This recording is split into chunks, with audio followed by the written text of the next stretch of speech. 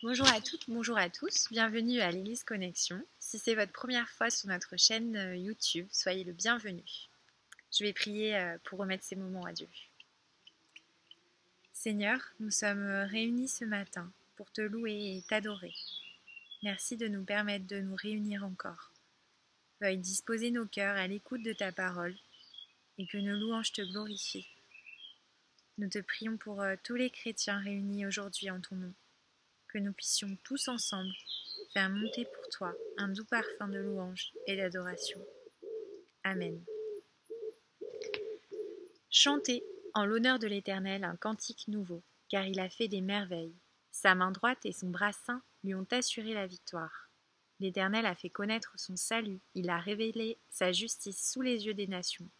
Il s'est souvenu de sa bonté et de sa fidélité envers la communauté d'Israël. Jusqu'aux extrémités de la terre, on a vu le salut de notre Dieu. Poussez des cris de joie en l'honneur de l'Éternel, habitant de toute la terre. Faites éclater votre allégresse et chantez. Chantez en l'honneur de l'Éternel avec la harpe au son de tous les instruments, au son de trompettes et du cor. Poussez des cris de joie en présence du roi, de l'Éternel.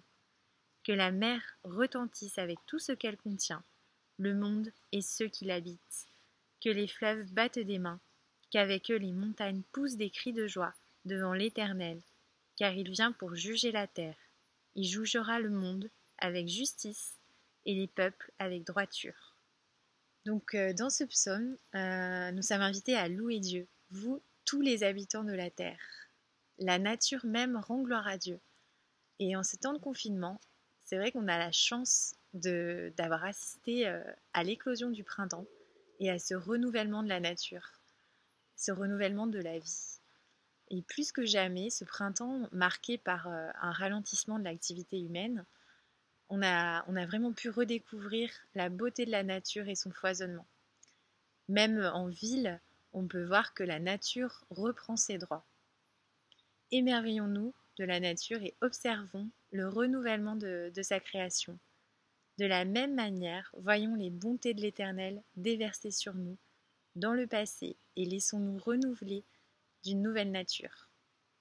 Dieu use de bonté et de fidélité envers ses enfants, comme il l'a fait depuis toujours envers son peuple et envers sa création. L'Éternel a fait connaître son salut jusqu'aux extrémités de la terre. Laissons-nous donc transformer par sa main. Souvenons-nous ce matin de toutes les bontés que notre Seigneur a déversées sur nous dans le passé et dans nos vies. D'ailleurs, quand j'ai préparé ces moments, je me suis rendu compte que de nombreux chants étaient des chants que je chantais petite, qui ont bercé mon enfance.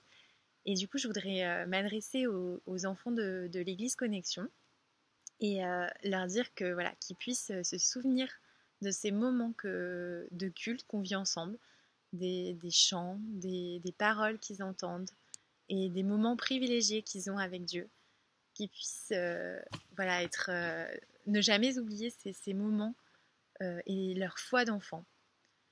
Parce qu'on voit d'ailleurs que Jésus rend gloire à Dieu pour cela. Il dit que Dieu a caché des choses aux sages et aux intelligents, mais qu'il les a révélées aux enfants. Donc si nous nous sommes égarés, revenons à lui comme un enfant, et tel que nous sommes, demandons-lui de raviver notre foi, afin de brûler à nouveau pour lui. Demandons que Dieu nous révèle une fois de plus son grand plan d'amour pour nous, sa miséricorde en cette matinée, et renouvelons en Dieu et en Jésus le Sauveur notre confiance et notre foi.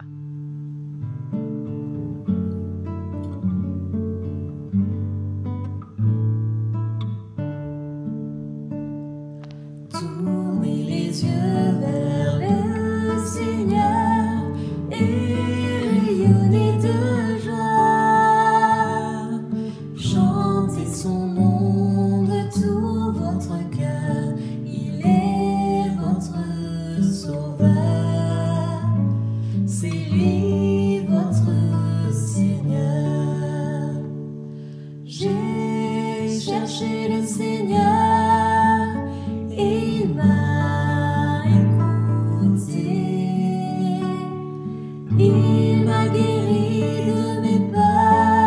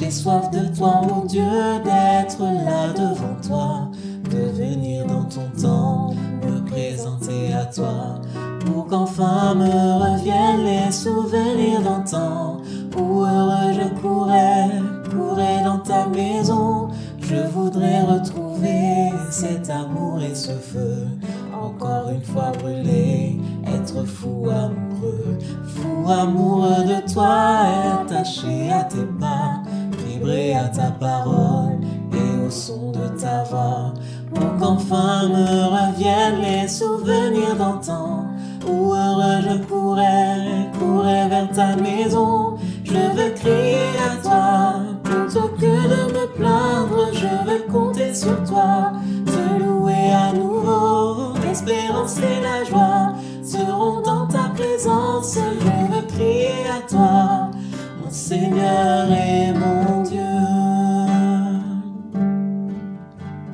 Montre-moi, ô Seigneur, chaque jour ta bonté, ta grandeur et ta grâce, et moi je chanterai celui qui de ma vie est maître, celui qui m'a choisi et qui me fait renaître, pour qu'enfin me reviennent les souvenirs d'antan, où heureux je courais vers ta maison. Je veux crier à toi, plutôt que de me plaindre, je veux compter sur toi, te louer à nouveau. L'espérance et la joie seront dans ta présence, je veux crier à toi, mon sauveur et mon Dieu.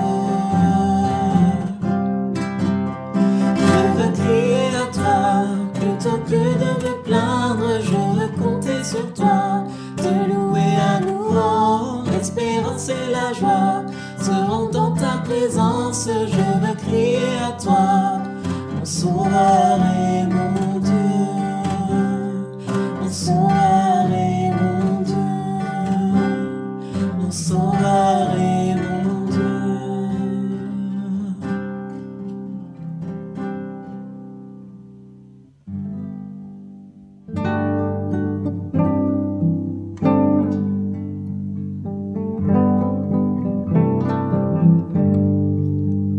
Je t'exalterai, Seigneur, parmi toutes les nations. Je célébrerai, je chanterai ta gloire,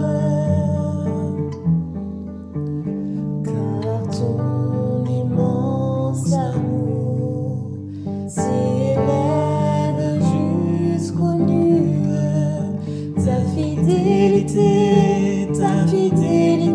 jusqu'aux cieux. Seigneur, élève-toi au-dessus des cieux, que ta gloire remplisse l'univers.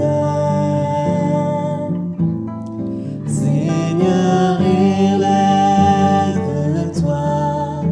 au-dessus des cieux, que ta gloire remplisse l'univers. Je t'exalterai, Seigneur, parmi toutes les nations. Je célébrerai, je chanterai ta gloire, car ton immense amour s'élève jusqu'aux nues, ta fidélité jusqu'aux cieux. Seigneur, élève-toi au-dessus des cieux, que ta gloire remplisse l'univers. Seigneur, élève-toi au-dessus des cieux,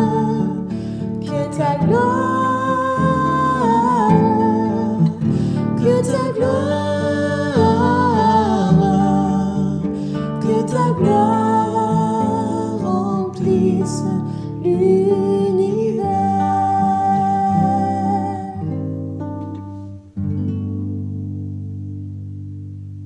Maintenant, dans Éphésiens 1, verset 17, donc c'est une prière de Paul pour l'église d'Éphèse. Je prie que le Dieu de notre Seigneur Jésus-Christ, le Père de gloire, vous donne un esprit de sagesse et de révélation, qui vous le fasse connaître.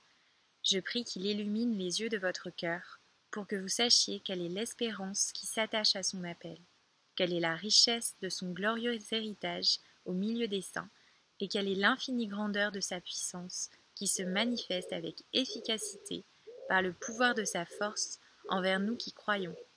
Cette puissance, il l'a déployée en Christ, quand il l'a ressuscité et l'a fait asseoir à sa droite, dans les lieux célestes, au-dessus de toute domination, de toute autorité, de toute puissance, de toute souveraineté, et de tout nom qui peut être nommé, non seulement dans le monde présent, mais encore dans le monde à venir. Et je vais lire aussi dans Galates 12, verset 1. C'est pourquoi, nous aussi qui sommes entourés d'une si grande nuée de témoins, débarrassons-nous de tout fardeau et du péché qui nous cerne si facilement de tous côtés, et courons avec endurance l'épreuve qui nous est proposée. Gardons les yeux fixés sur Jésus, qui nous a ouvert le chemin de la foi, et qui l'apporte à la perfection. Parce qu'il avait en vue la joie qui lui était réservée, il a enduré la mort sur la croix, en méprisant la honte attachée à un tel supplice, et désormais il siège à la droite du trône de Dieu. Donc Dieu désire que chaque homme fasse ce même cheminement en lui-même pour bénéficier de son esprit de sagesse et de révélation, et de l'espérance qui est révélée en Christ. Dieu veut nous rappeler encore ce matin qu'il nous faut prendre conscience de notre condition de pécheur et de notre besoin de revenir à lui pour lui demander pardon pour nos péchés afin de paraître juste devant lui. Ainsi, par la prière, plaçons-nous devant le Seigneur et remettons-lui nos doutes, notre manque de foi, notre orgueil, notre besoin de respecter davantage sa création, et remettons-lui tout ça entre ses mains, sous la justice de Dieu. Si nous ne le connaissons pas encore, l'Éternel manifeste encore son salut ce matin, en Jésus qui est mort sur la croix pour notre péché, qui est ressuscité afin que nous puissions être rendus justes devant notre Père. Cela ne vient pas de nous ou de nos bonnes actions, mais c'est un cadeau de Dieu, un don gratuit et accessible à tous.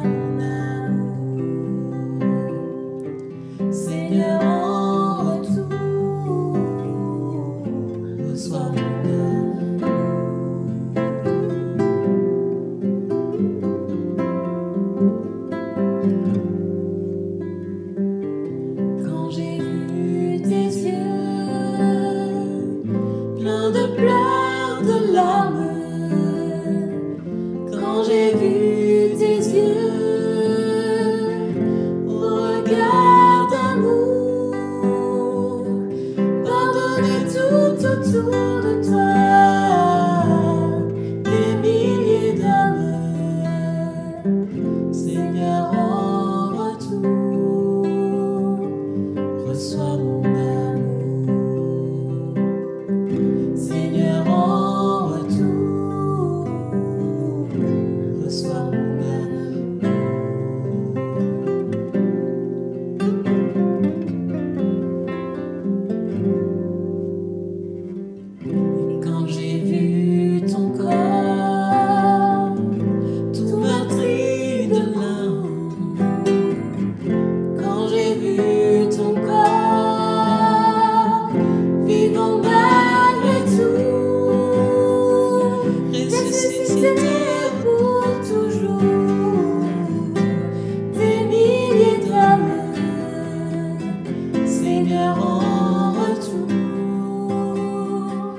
reçois mon amour. Seigneur, en retour, reçois mon amour.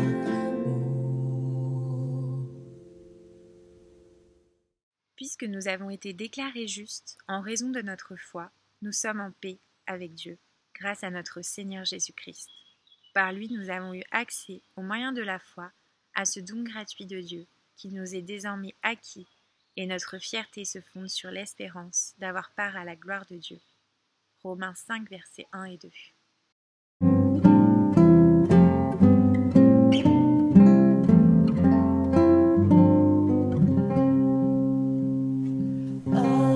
Sur son trône, apportons la couronne. Il l'a conquise sur la croix. Il est le roi des rois. Éveille-toi, mon âme, bénis, adore, acclame, avec tous les anges du ciel, Jésus. À l'agneau sur son trône, l'encens et la couronne, car il est le Verbe incarné, d'une vierge il est né. Ô sagesse profonde, le Créateur du monde, pour vaincre le mal triomphant, s'est fait petit enfant. Il eut la croix pour trône, l'épine pour couronne, mais le Père a glorifié son Fils crucifié. Ô Prince de la vie, la mort est asservie. Hors de la tombe il est monté, Christ est ressuscité. À l'agneau tous les trônes et toutes les couronnes. Il est le maître souverain, les temps sont dans sa main. Rendons honneur suprême à celui qui nous aime et qui revient victorieux pour nous ouvrir les cieux.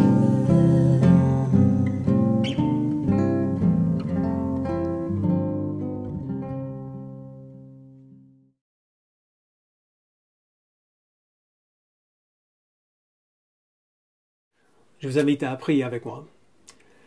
Père, nous te remercions pour ton esprit qui a inspiré ces mots, ces paroles à travers le prophète Daniel. Nous croyons, Père, que tu as communiqué ce message non pas seulement pour les personnes qui vivaient à la même époque que Daniel, mais pour tout ton peuple à travers toute l'histoire humaine, y compris nous en France au XXIe siècle. Nous prions, Père, que tu nous donnes de comprendre ce que tu dis dans ce chapitre, que tu nous donnes de vivre ce que tu nous dis dans ce chapitre, et que tu nous donnes d'avoir une pleine confiance en ton esprit et en ta souveraineté pour guider ton peuple à travers l'histoire humaine. Merci, Père, pour toutes ces choses. Au nom de Jésus-Christ, nous le prions. Amen. Il y a quelques années, Netflix a lancé la plateforme de streaming en ligne. Et essentiellement, ils ont changé la manière dont nous regardons les séries qui étaient à la télé à l'époque et maintenant qui ne le sont plus. Le diamant des trésors de Netflix au début, c'était une série qui s'appelle House of Cards. C'est difficile de voir cette série de la même manière aujourd'hui pour des raisons dont je ne parlerai pas. Mais à l'époque, c'était énorme, très sombre, très intelligent, très addictif. Et une des raisons pour lesquelles House of Cards était tellement addictif, c'est qu'il suit les histoires de deux personnes, Frank et Claire Underwood, qui feront tout et tout pour obtenir ce que nous voulons tous, le pouvoir. Le pouvoir, c'est la tentation ultime, même si on ne veut pas dominer sur les autres. Quand on a du pouvoir, on est libre de contraintes. Quand chaque problème trouve une solution, au moins en théorie. Alors, quand on n'a pas de pouvoir, on veut le pouvoir pour s'échapper à nos problèmes. Et quand on a du pouvoir, on en veut toujours plus. Le problème, c'est que les êtres humains ne sont pas faits pour avoir le pouvoir ultime. L'omnipotence, c'est un attribut que Dieu seul possède.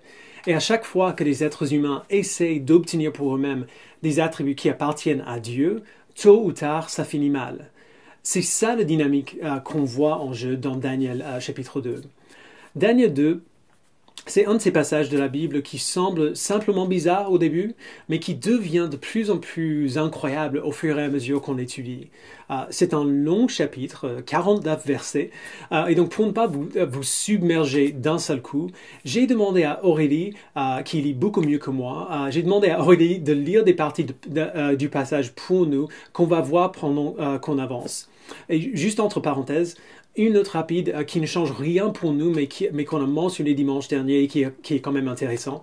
À partir du verset 4 de ce chapitre et jusqu'à la fin du chapitre 7, le texte original change de langue. Il passe de l'hébreu en araméen, la langue courante de Babylone.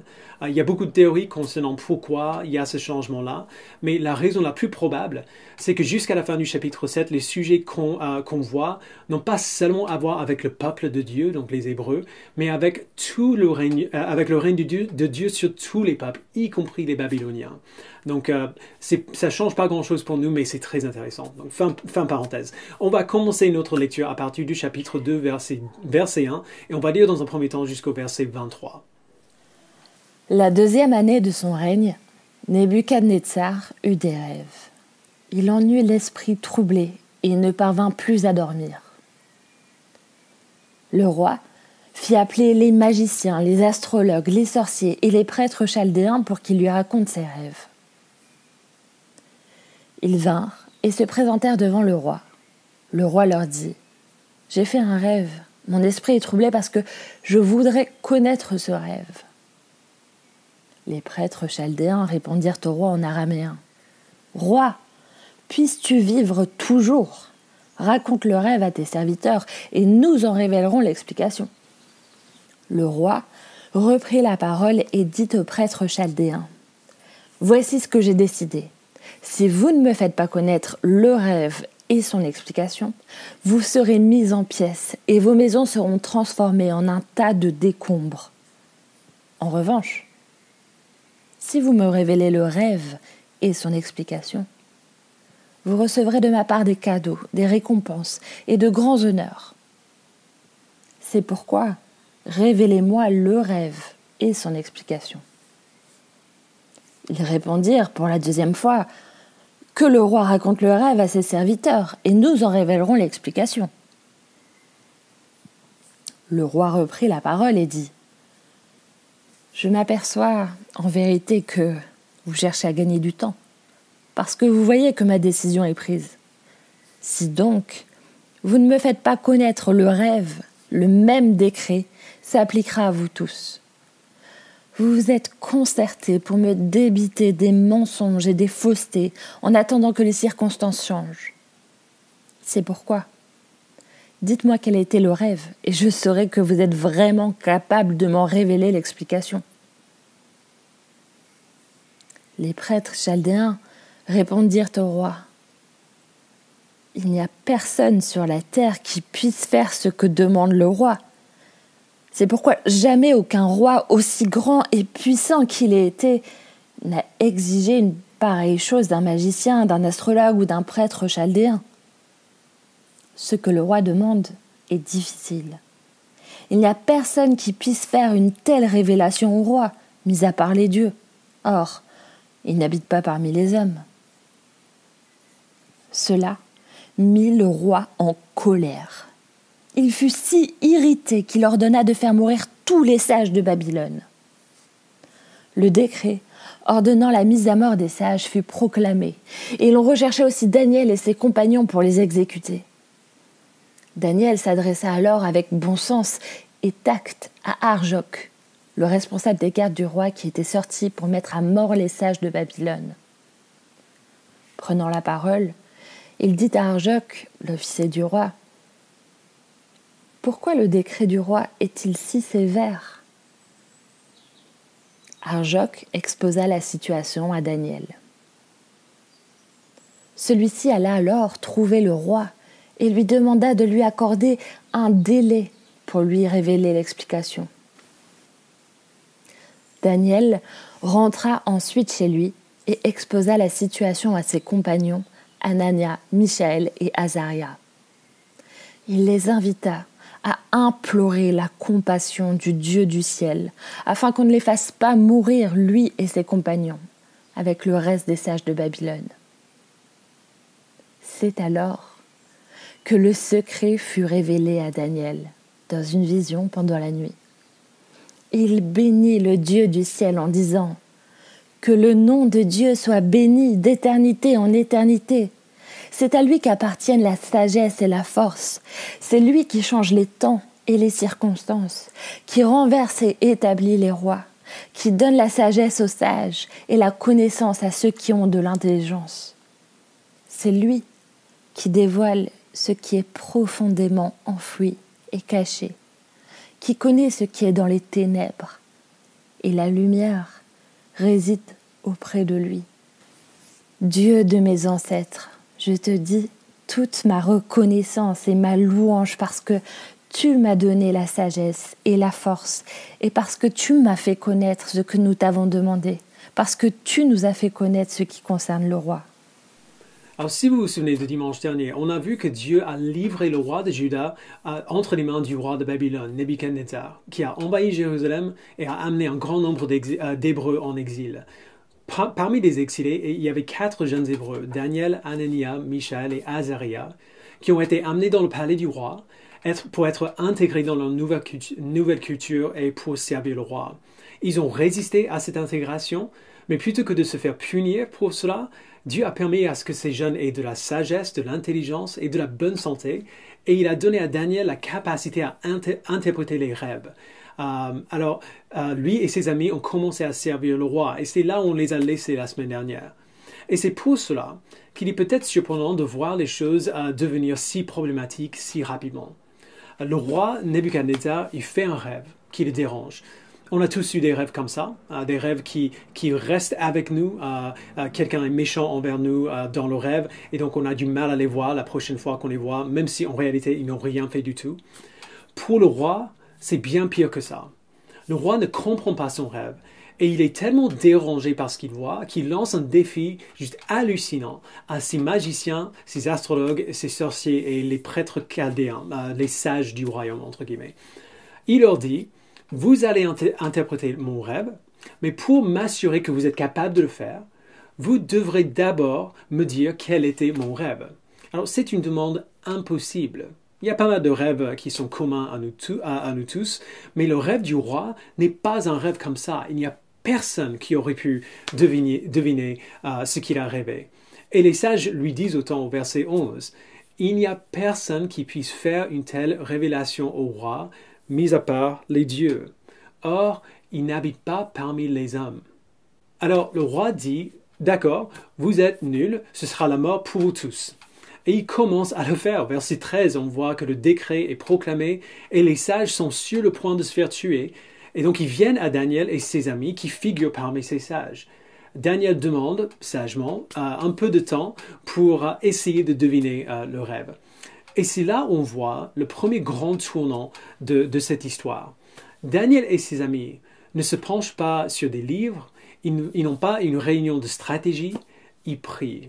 Verset 17, Daniel rentra ensuite chez lui et exposa la situation à ses compagnons, Anania, Michaël et Azaria. Il les invita à implorer la compassion du Dieu du ciel, afin qu'on ne les fasse pas mourir, lui et ses compagnons, avec le reste des sages de Babylone. Assez souvent, surtout si on est du genre à vouloir tout contrôler, on rencontre un problème sans aucune solution possible, et quand même on essaie, dans notre panique, d'en trouver une. D'autres personnes, dans leur panique, restent simplement figées. Ils ne font rien de peur de faire une erreur, de peur de se tromper. Daniel ne tombe dans aucun de ces deux pièges. Son premier instinct, c'est de prier. Sa confiance en la souveraineté de Dieu est tellement grande et tellement naturelle que Daniel ne voit pas cette situation impossible comme impossible, seulement impossible pour lui. Mais Dieu est souverain et Dieu est sage. Il sait ce qui doit se passer et il peut le faire. Et donc, Daniel et ses amis prient. Et la nuit même, Daniel répond.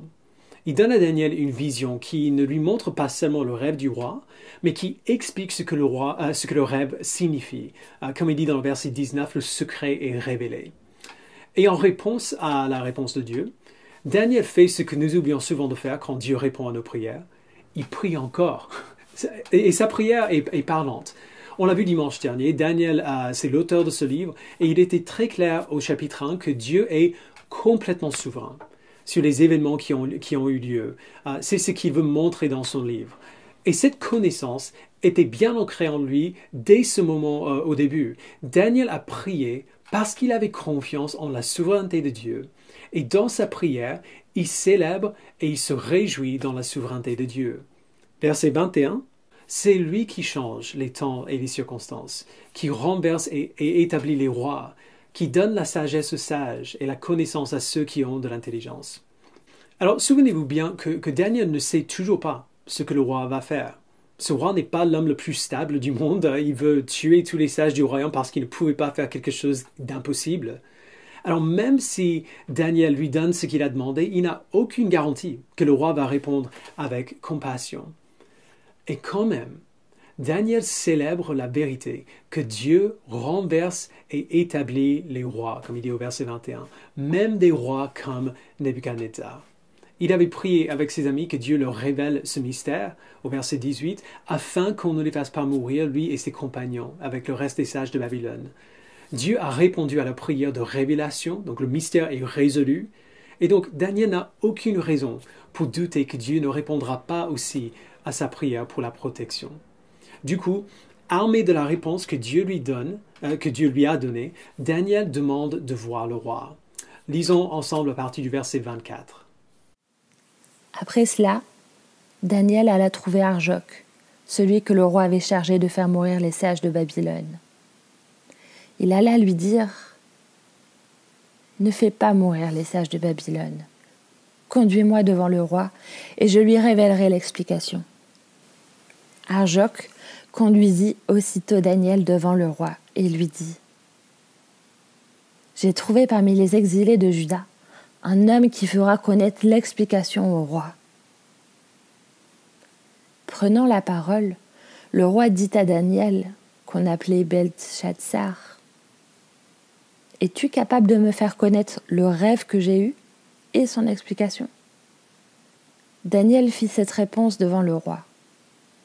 Ce que le roi demande est un secret que les sages, les astrologues, les magiciens et les devins ne sont pas capables de lui révéler. Cependant, il y a dans le ciel un Dieu qui dévoile les secrets et qui a fait connaître au roi Nebuchadnezzar ce qui arrivera dans l'avenir. Voici ton rêve et les visions que tu as eues sur ton lit. Sur ton lit, roi, tu as eu des pensées concernant ce qui arrivera par la suite. Et celui qui dévoile les secrets t'a fait connaître ce qui arrivera.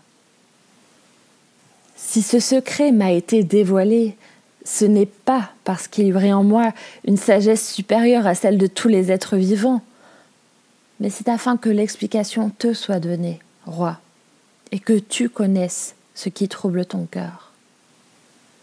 Roi, tu regardais et tu as vu une grande statue. Cette statue était immense et d'une splendeur extraordinaire. Elle était debout devant toi et son aspect était terrifiant. La tête de cette statue était en or pur, sa poitrine et ses bras en argent, son ventre et ses cuisses en bronze, ses jambes en fer, ses pieds en partie en fer et en partie en argile. Pendant que tu regardais, une pierre s'est détachée sans aucune intervention extérieure. Elle a frappé les pieds en fer et en argile de la statue et les a pulvérisés. Le fer, l'argile, le bronze, l'argent et l'or ont alors été pulvérisés ensemble. Ils sont devenus pareils à la balle qui s'échappe d'une aire de battage en été. Le vent les a emportés et on n'a plus trouvé aucune trace d'eux. Quant à la pierre qui avait frappé la statue, elle est devenue une grande montagne et a rempli toute la terre. Voilà quel était le rêve. Nous en dirons l'explication devant le roi. Roi, tu es le roi des rois parce que le Dieu du ciel t'a donné la royauté, la puissance, la force et la gloire. Il a placé sous ta domination où qu'ils habitent les hommes, les bêtes sauvages et les oiseaux, et il t'a donné le pouvoir sur eux tous. La tête en or, c'est toi. Après toi surgira un autre royaume, inférieur au tien, puis un troisième royaume qui sera en bronze et qui dominera sur toute la terre. Il y aura un quatrième royaume, solide comme du fer. En effet, le fer pulvérise et écrase tout. Tout comme le fer brise tout, il pulvérisera et écrasera les autres. Tu as vu les pieds et les orteils, en partie en argile de potier et en partie en fer. De même, ce royaume sera divisé.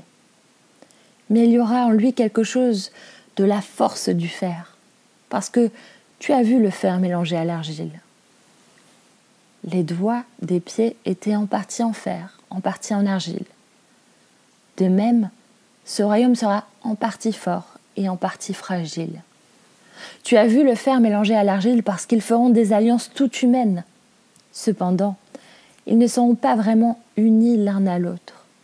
De même qu'on ne peut pas allier le fer à l'argile. Alors, je sais que Daniel n'a pas terminé son interprétation, mais arrêtons là pour l'instant, il y a beaucoup de choses à voir ici. Daniel vient devant le roi, et comme on a vu, le fait qu'il peut lui raconter son rêve lui donne une énorme crédibilité.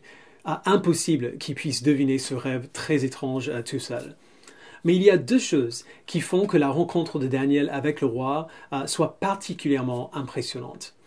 La première, c'est que Daniel est totalement honnête depuis le tout début, que rien de ce qu'il dit ne vient de lui-même.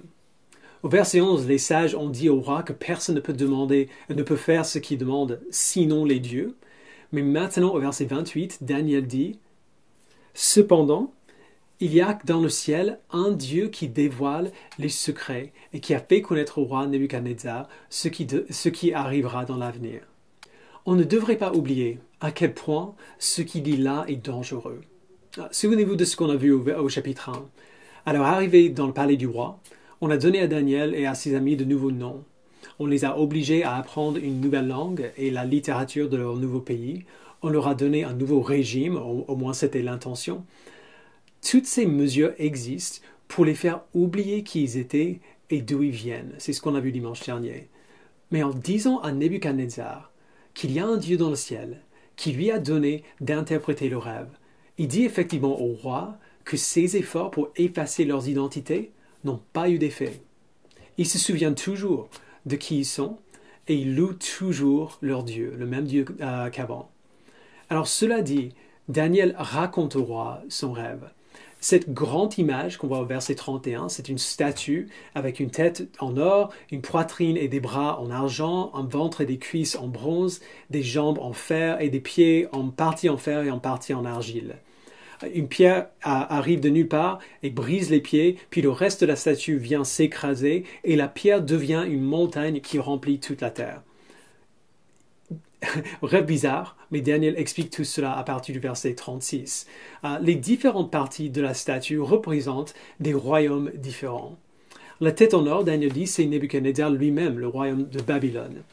Babylone avait été un grand royaume depuis longtemps, mais était arrivé à de nouvelles grandeurs depuis le court temps que Nebuchadnezzar était roi. Il était maintenant le roi des rois, entre guillemets, au verset 37, il dit. Pas ce roi des rois-là, mais plutôt le roi le plus puissant à ce moment de l'histoire. Et on voit bien le courage de Daniel ici. Il dit clairement au verset 36 que non seulement la révélation du rêve vient de Dieu, mais la puissance et la force du roi aussi. Verset 37. « Roi, tu es le roi des rois, parce que le Dieu du ciel t'a donné la royauté, la puissance, la force et la gloire.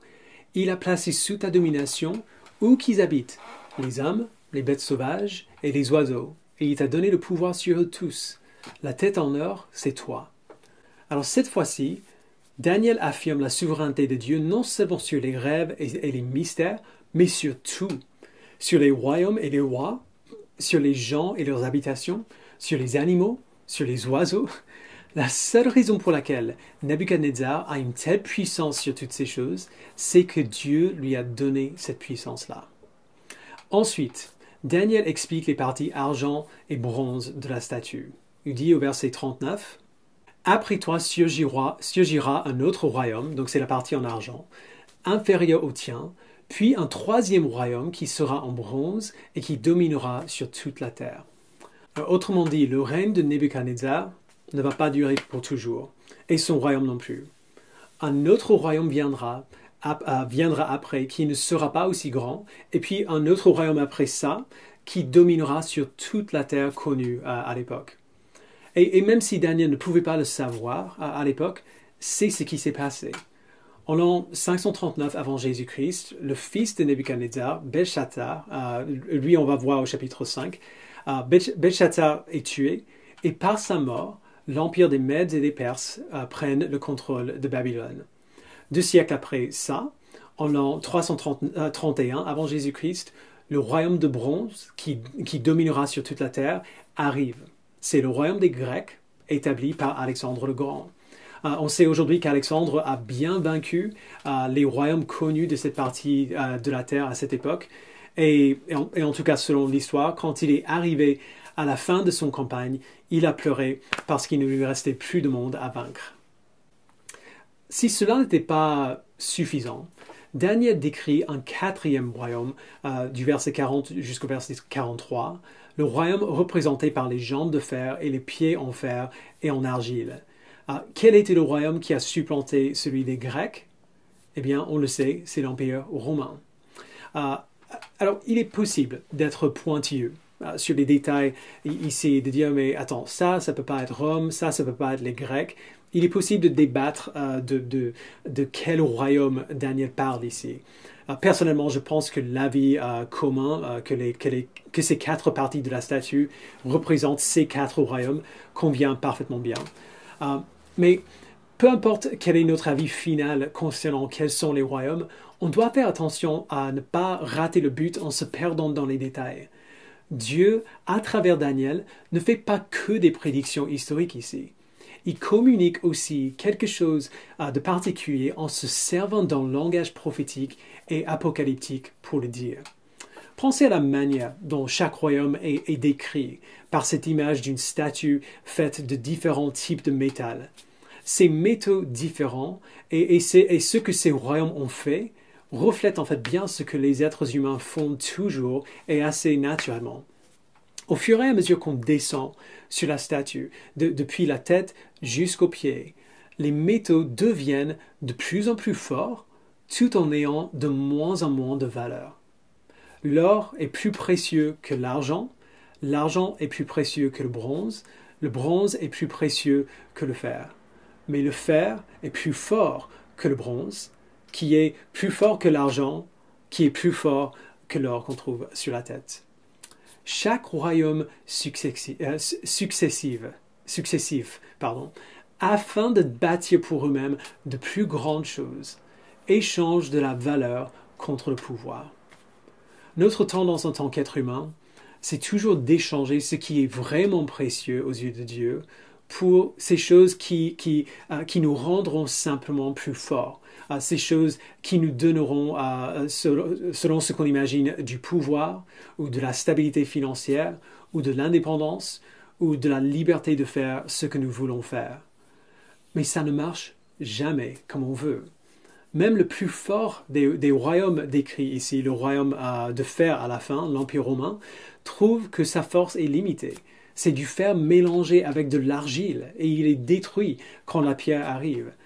Même le pouvoir et le règne de l'Empire romain avaient ses limites.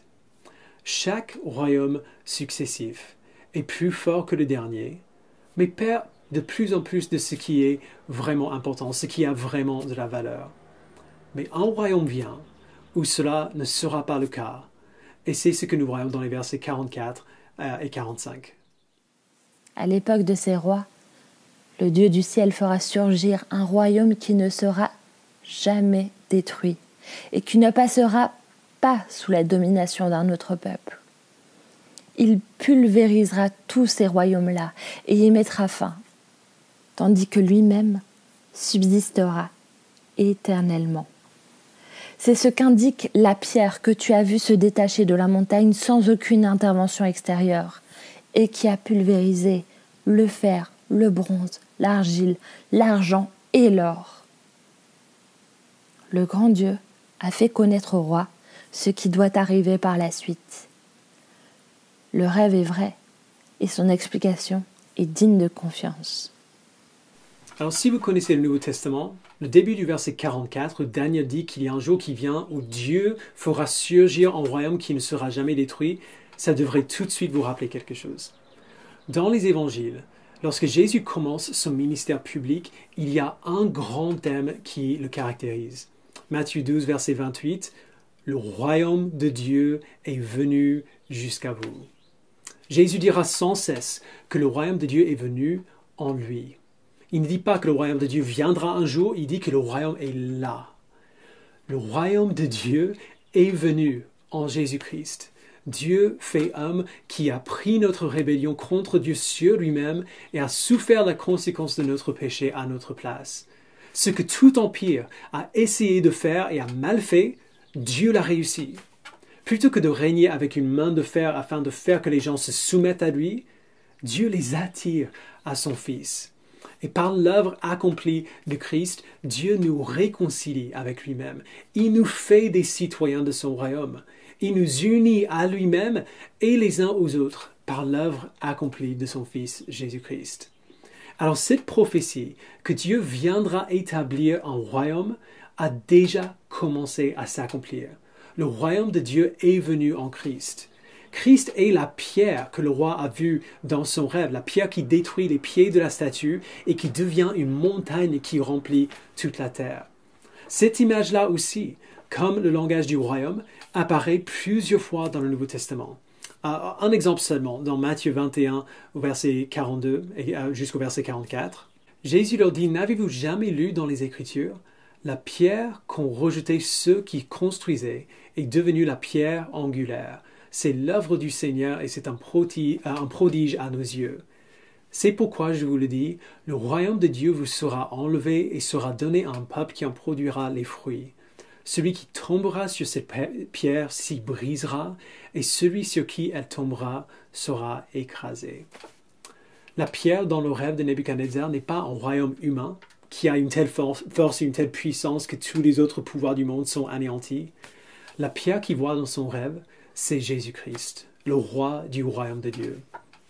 Alors, il serait naturel de regarder au reste du rêve du roi où la pierre vient et détruit la statue et devient une montagne, un royaume qui domine sur tous les autres royaumes. Il serait naturel de voir ça et de se dire mais ça ressemble pas trop à ce que Jésus a fait quand même. Jésus n'a pas établi un royaume qui a mis fin à tous les autres royaumes. Il n'y a pas un royaume global aujourd'hui avec Jésus comme roi. C'est vrai. Mais si vous êtes avec nous depuis un moment, souvenez-vous de ce qu'on a vu plusieurs fois dans l'évangile de Luc. Le royaume est venu en Christ. Il a été inauguré. Il a commencé à porter ses fruits sur cette terre brisée. Et depuis l'ascension de Jésus-Christ au ciel, le royaume continue d'avancer dans le monde que Dieu a créé. Et un jour, Jésus-Christ reviendra sur la terre. Il renouvellera la terre et son peuple. Et ce jour-là, le royaume de Dieu sera le royaume du monde entier, en soumission entière et joyeuse à Christ.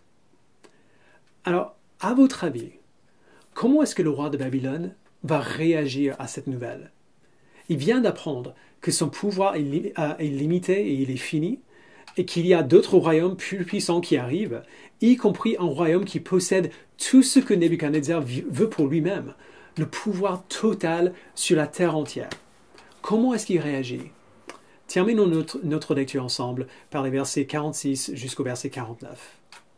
Alors, le roi Nebuchadnezzar tomba le visage contre terre et se prosterna devant Daniel. Il ordonna qu'on offre des sacrifices et des parfums en son honneur.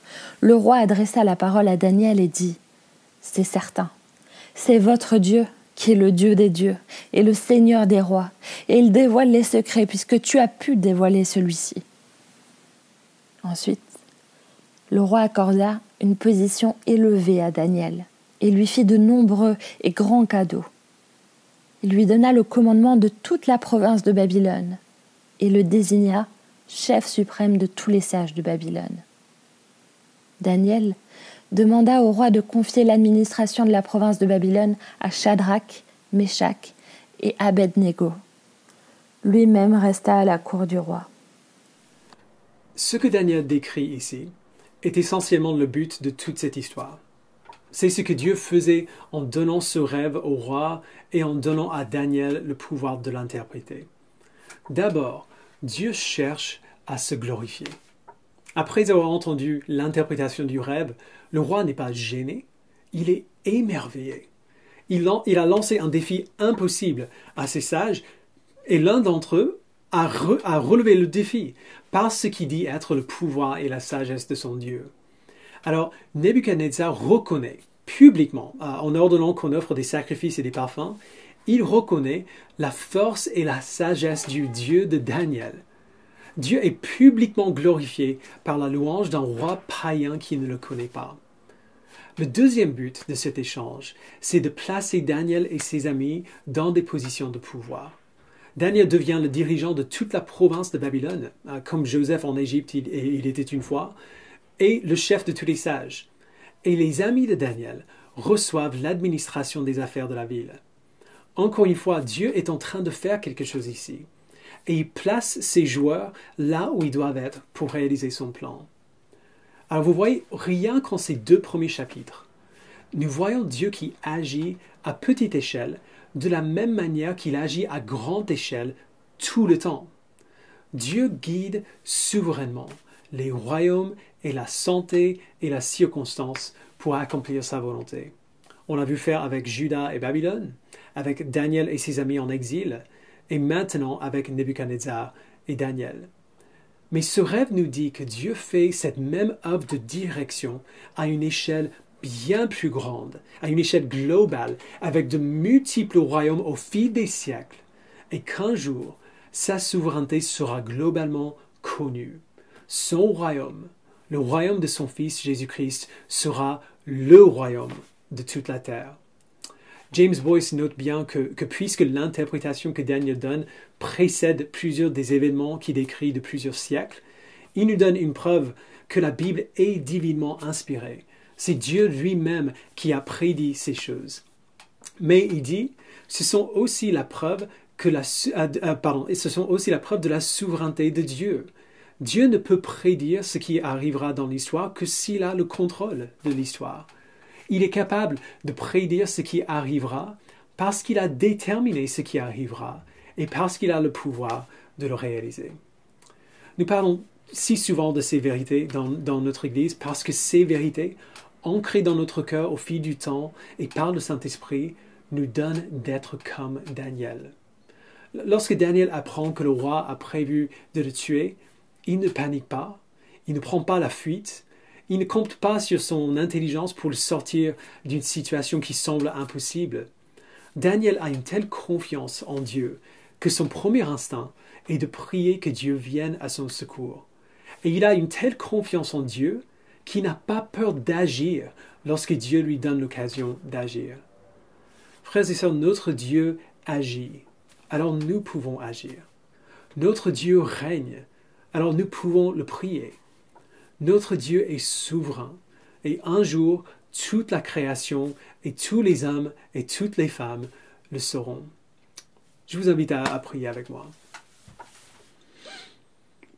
Père, nous te remercions pour ta sagesse, pour ta souveraineté et pour ta bonté envers ton peuple. Merci d'avoir dirigé le monde que tu as créé du début jusqu'à maintenant. Père, je prie dans un premier temps que tu nous donnes une confiance en toi qui soit tellement grande que notre premier instinct dans chaque situation difficile ne sera pas d'essayer de trouver une solution par nous-mêmes, ne sera pas d'agir dans la panique ou de rester figé de peur de se tromper, mais de nous tourner vers toi pour notre secours. Et puis, une fois, Père, que tu nous donnes une occasion d'agir, même si ce que nous pouvons faire est tout petit, donne-nous le courage d'agir. Un courage qui se base non pas sur nos capacités, mais sur la connaissance que toi, tu es souverain et que tu guides toutes choses parfaitement bien.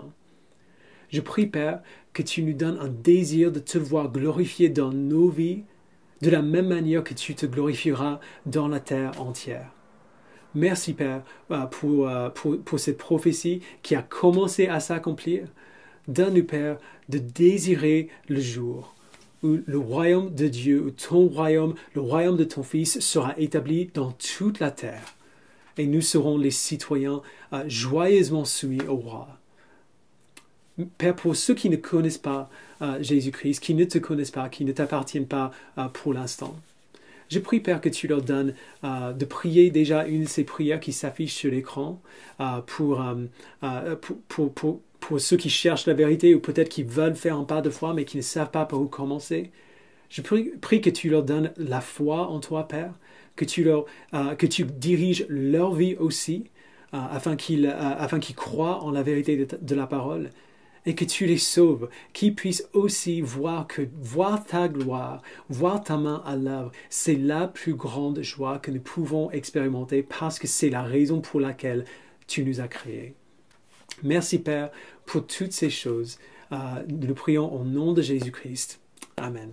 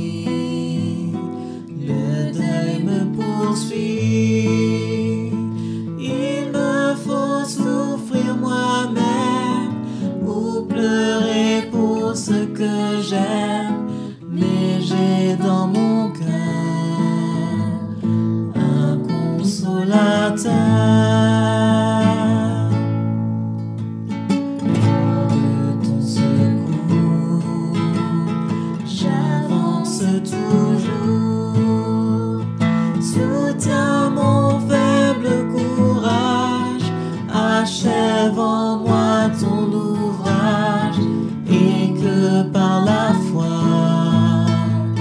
je sois tout à toi.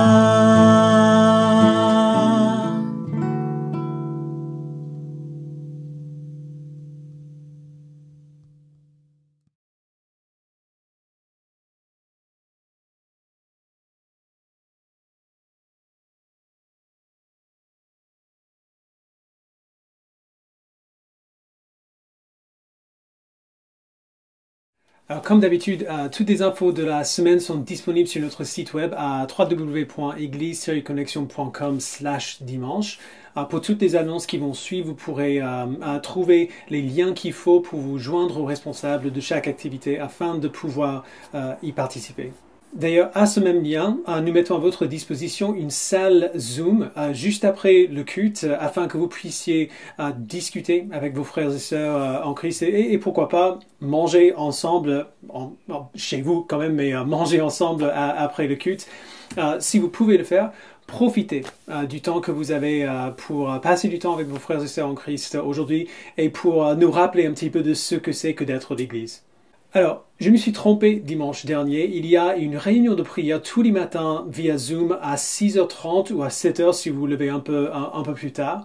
Et 3 réunions de prière en soirée pendant la semaine, le lundi, le mercredi et le vendredi soir à 19h30. Cette semaine, le groupe passera du temps chaque matin à prier pour le monde musulman, cette première semaine du Ramadan. Et les soirs, on prie à travers la lettre de Paul aux Éphésiens.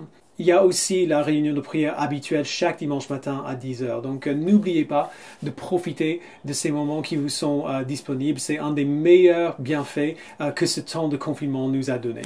Si vous avez des enfants, le culte des enfants est disponible sur le site de l'Église avec le contenu du culte d'aujourd'hui et des activités en plus. Donc encore une fois, je dis à chaque fois, mais merci infiniment les moniteurs et les monitrices pour le travail formidable que vous faites. Vous êtes une bénédiction pour les familles de l'Église et si vous n'avez pas d'enfants, vous pouvez y aller aussi.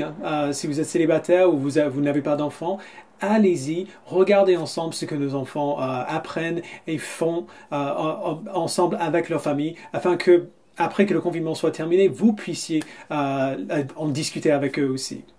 Depuis le début du confinement, nous sortons des vidéos sur notre chaîne YouTube et un podcast pour répondre aux questions que vous nous envoyez. La série s'appelle Connexion vous répond. Alors si vous avez des questions que vous aimeriez nous poser sur le message d'aujourd'hui, sur la Bible en général, sur la foi chrétienne, quoi que ce soit, tant que ça a à voir avec ce qu'on fait ici à l'église, vous pouvez nous les envoyer par SMS au 06 66 10 29 55 et on y répondra dès que possible. N'oubliez pas que nous avons toujours nos groupes de communauté qui se réunissent en ligne chaque semaine. Il y a peu de moments dans notre vie d'église où les groupes de communauté, le temps qu'on passe ensemble en tant que groupe, devant la parole de Dieu, à prier ensemble, à partager nos luttes et nos victoires, nos tentations et nos questions, il y a peu de moments qu'on a vécu en tant qu'église où ces groupes sont plus nécessaires que ce moment de confinement. Il y a plusieurs groupes à votre disposition. Vous pouvez les trouver sur le site de l'Église. Trouvez un groupe de communauté, contactez la personne qui est responsable de ce groupe et participez à ce groupe quand ils se réunissent cette semaine. Une dernière annonce, un mot de la part de notre cher trésorier Timothée. Bonjour, c'est Timothée, le trésorier de l'Église. On est en confinement, mais l'Église continue d'avoir besoin de tourner et d'avoir besoin de notre soutien. Donc si vous souhaitez donner, vous pouvez trouver toutes les informations sur le site internet église-connexion.com. Et on est en train de clôturer la comptabilité de l'année 2019. Donc vous devriez recevoir, si vous le souhaitez, vos reçus fiscaux pour l'année 2019 d'ici fin avril ou début mai. Normalement, je vous ai envoyé un mail pour vous demander si vous aviez des changements d'informations. Mais si vous n'avez rien reçu, n'hésitez pas à nous contacter. Donc encore, toutes les informations sont sur le site. Voilà. Merci. Alors, notre temps de culte prend fin aujourd'hui. Pour la bénédiction, nous allons lire ensemble de l'Épître de Paul aux Romains, au chapitre 11, à partir du verset 33. Quelle profondeur ont la richesse, la sagesse et la connaissance de Dieu! que ses jugements sont insondables et ses voies impénétrables. En effet, qui a connu la pensée du Seigneur, ou qui a été son conseiller? Qui lui a donné le premier pour être payé en retour? C'est de lui, par lui et pour lui que sont toutes choses. À lui la gloire dans tous les siècles. Amen. Merci d'être venu. Allez à la salle Zoom si vous pouvez le faire pour passer du temps ensemble. Mais sinon, à très bientôt. Que Dieu vous bénisse.